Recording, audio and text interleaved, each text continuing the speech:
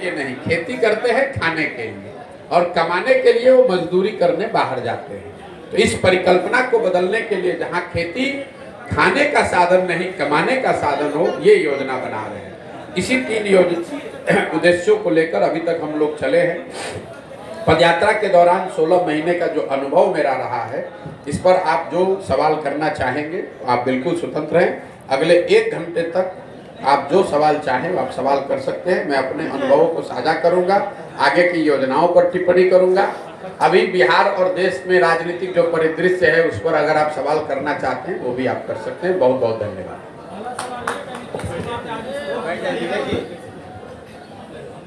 बोलिए, माइक से पूछिए, बिल्कुल इत्मीनान से पूछिए, कोई घबराहट नहीं। 1 घंटा बैठे, बोलिए। बिहार में आज राजनीतिक घटनाक्रम के तहत नीतीश कुमार ने महागठबंधन सरकार से इस्तीफा दिया है और एनडीए के साथ सरकार बनाने वाले हैं, इस पे क्या कहें? मेरे भाई, अगर आप पिछले 1 साल के मेरे वक्तव्यों को देखेंगे तो शायद एकमात्र व्यक्ति मैं रहा हूं जो कैमरे पर कहता रहा है कि नीतीश कुमार बस कभी भी पलट सकते हैं। आप मेरे कितने भी वक्तव्य उठाकर देख लीजिए, हर जगह हमने कहा है ये नीतीश कुमार की राजनीति का हिस्सा बन गया है। लेकिन आज जो घटना हुई है ये नीतीश कुमार के संदर्भ में नहीं है। नीतीश कुमार पलटू राम है या पलटू राम नेताओं के सरदार हैं, ये तो बात पहले से जनता जानती है। आज की घटना ने अभी जो हुआ है इसने ये दिखाया कि पूरे बिहार में जितने राजनीतिक दल और नेता हैं सब पलटू मार। आज ये भी तय हुआ कि नरेंद्र मोदी, अमित शाह और भाजपा वाले भी उतने ही बड़े पलटू मार है जो अभी 2 महीना 4 महीना पहले कह रहे थे कि नीतीश कुमार के लिए बिहार में भाजपा का दरवाजा बंद है। ये पलटू मार पूरी राजनीतिक व्यवस्था है, इसलिए कि कल तक जो नीतीश कुमार को गाली दे रहे थे भाजपा के वर्कर, समर्थक, कार्यकर्ता, आज ही से इनको सुशासन का नया प्रतिमूर्ति बताने लगेंगे। ये पलटू मार व्यवस्था इसलिए है कि आज तक राजद जो उनको सुशासन और भविष्य का नेता बता रही थी, अभी आज शाम होते होते वो फिर नीतीश कुमार को गाली देंगे। उनको शराबबंदी में माफियागिरी दिखने लगेगी, भ्रष्टाचार उनको बिहार में दिखने लगेगा। अभी सुबह तक नहीं दिख रहा था। तो नीतीश कुमार पलटू मार हैं ये तो पूरा दुनिया जानता है। अब ये बहस का, ये कोई डिस्कवरी का मुद्दा नहीं है। इस घटना ने ये दिखाया कि नीतीश कुमार ने अपने ही रंग में यहाँ के पूरी राजनीतिक व्यवस्था को रंग दिया है, जिसमें भाजपा और राजद दोनों ही उतने ही बड़े पलटू मार है जितने बड़े नीतीश कुमार है।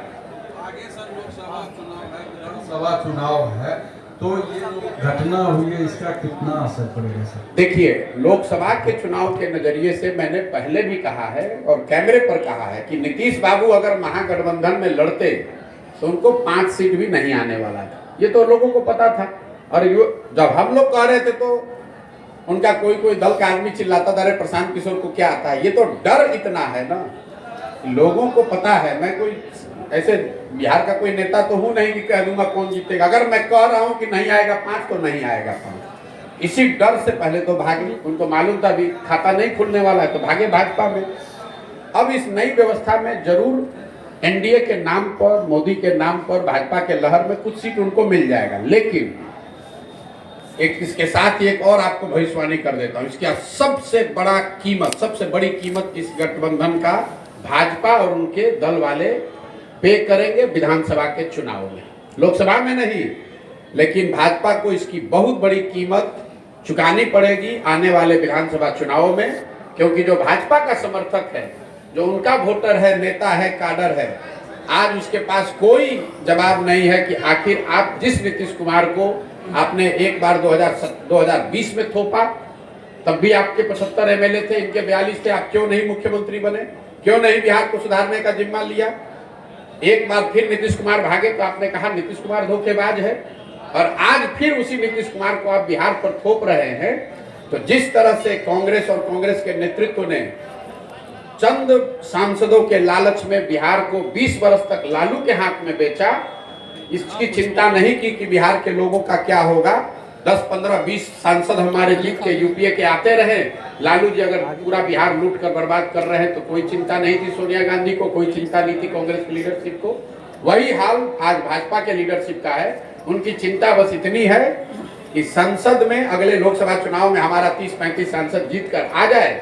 अगर नीतीश कुमार ने पूरा बिहार को बर्बाद कर दिया है, उनकी मानसिक हालत नहीं है बिहार को चलाने की, इसकी कोई चिंता उनको नहीं है, वो बिहार के लोगों की चिंता नहीं है, उनको बिहार के बच्चों की चिंता नहीं है, तो लोकसभा में तो असर नहीं दिखेगा ज़्यादा, लेकिन विधानसभा में भाजपा को बहुत बड़ी कीमत इसकी चुकानी पड़ेगी।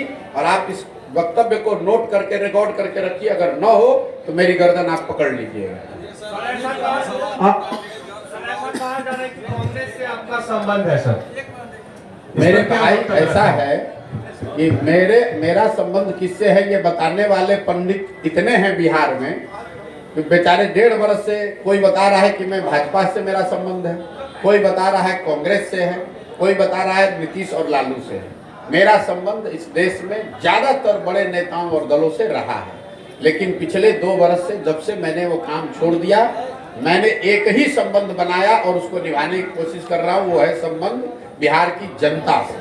मेरा संबंध बिहार की जनता से है और मैं पूरी तरीके से कृत संकल्पित हूँ कि ये जो चला रहे हैं ये लोग, लालू, नीतीश, भाजपा, ये जो रिवॉल्विंग डोर चला रहे हैं, जिसका जब मन है वो बैठ जाता है, इनका सामूहिक खात्मा अगले 2 वर्ष में बिहार की जनता की मदद से कराकर आपको दिखाएंगे। आप हमेशा मौजूदा सरकार पर हमला बोलते हैं। आपने कहा कि 2 साल पहले तक संबंध था बड़े बड़े नेताओं से, तो चीज़ों को बदल सकते थे, आप उनको सुझाव दे सकते थे कि इस तरह से बिहार को चलाना है, ये योजना लाइए, ऐसे करिए, बिहार डेवलप होगा, ये कर सकते थे? बिल्कुल कर सकते थे, किया भी। 2015 में बिहार की राजनीति से मेरा कोई लेना देना कभी नहीं रहा, लेकिन 2015 में जब यहाँ मैंने नीतीश कुमार की मदद की तो उसके साथ साथ 7 निश्चय का कार्यक्रम भी बनवाया, बिहार विकास मिशन की परिकल्पना भी की, लेकिन हम कोई मंत्री नहीं बने, हम यहाँ कोई ओहदा लेके नहीं रहे, हम तो चले गए। उसके बाद यहाँ पर उसको करने की जिम्मेवारी नीतीश सरकार की थी, और अगर उन्होंने नहीं किया तो हम ही यहाँ वापस आकर वो गलती सुधारने का या इसको बेहतर करने के लिए भी अपना घर परिवार काम धंधा छोड़कर हम ही पसीना बहा रहे हैं। आप नहीं कर रहे हैं, आप उस समय भी सवाल कर रहे थे, आज आप भी सवाल कर रहे हैं।